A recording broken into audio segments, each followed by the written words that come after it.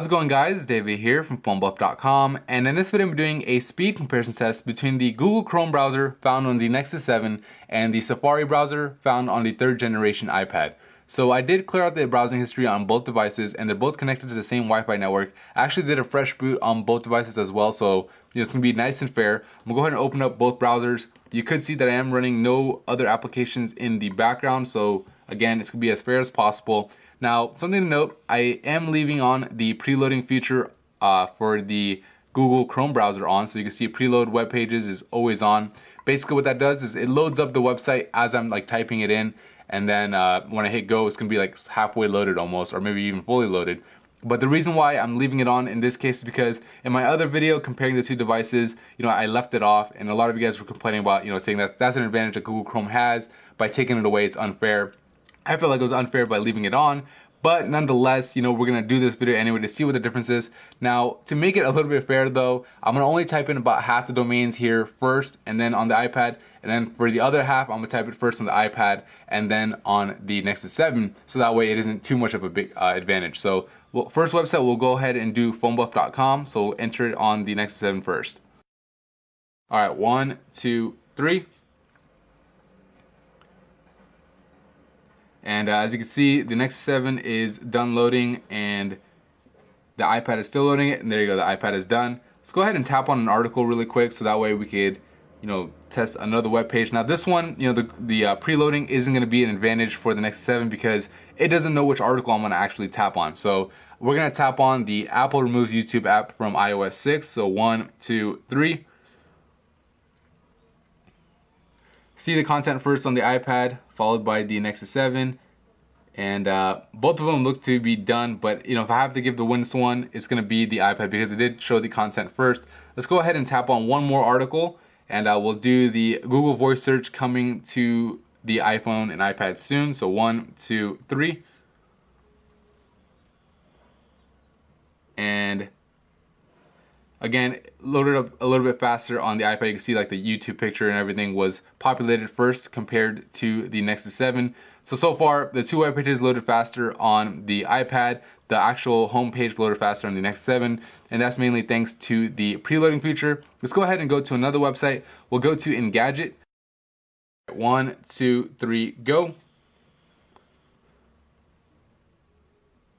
So I saw the content a little faster on here, but now we got the whole web page, and it looks like it's fully loaded, just about.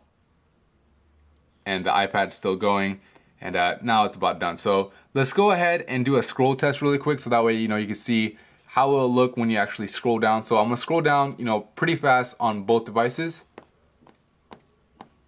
and you can see looks pretty good actually right now. So I'll scroll up really fast on the iPad, and scroll up really fast on the Nexus 7, and so far so good. Usually, from my past experience, the Nexus 7 does show a little bit of white screen while you're scrolling, but in this case, it's actually not, so that's pretty good.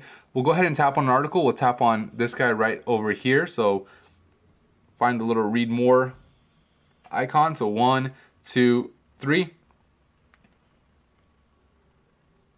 Content showed up first on the Nexus 7. And that was a really close one. I saw the content first on here. Some of the advertisements and stuff populated first on here. So you guys can be the judge of that one. I'm not even going to call it because I didn't really get a good look at it. I'll have to rewatch it on video. So let's go ahead and go to another website. So now, since I've done two websites preloading on here, let's go ahead and type it first on the iPad and then followed by the Nexus 7. So we'll do New York Times. All right, 1, 2, 3, go. Again, most of the content populated first on the Nexus 7, so we have to give the win to the Nexus 7 there. Let's go ahead and tap on an article again. So we'll do this one right over here. 1, 2, 3. And content's populating first on here. It's done.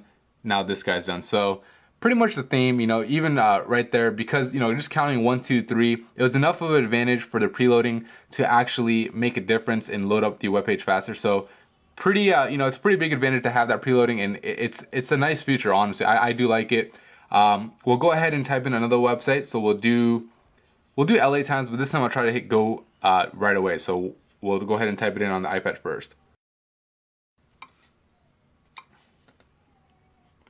All right, so I hit go right away. Got the content first here, followed over here, and it's still loading, as you guys can see on both. Got the advertisements populated, and that one looked like it finished just about the same time. For the most part, I saw the Nexus 7 having a head start. I know at the last second this caught up, so again, I'm not too sure, but I think the win went to the Nexus 7 there. We'll go ahead and tap on an article. We'll tap on this HBO Netflix one. So 1, 2, 3.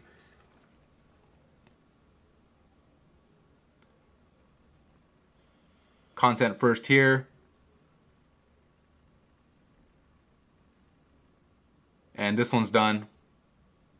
And this one's finishing up, and there you go, it's done. So for the most part, it seems like with the preloading feature enabled, loading up websites is faster on here, even if I hit them at the same time. So it's pretty impressive.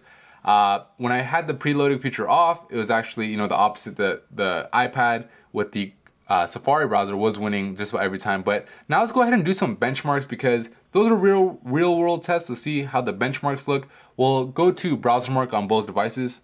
Alright, so I'll go ahead and run the benchmark on both devices at the same time, and then I'll just kind of skip through the whole process so you guys can see the scores at the end.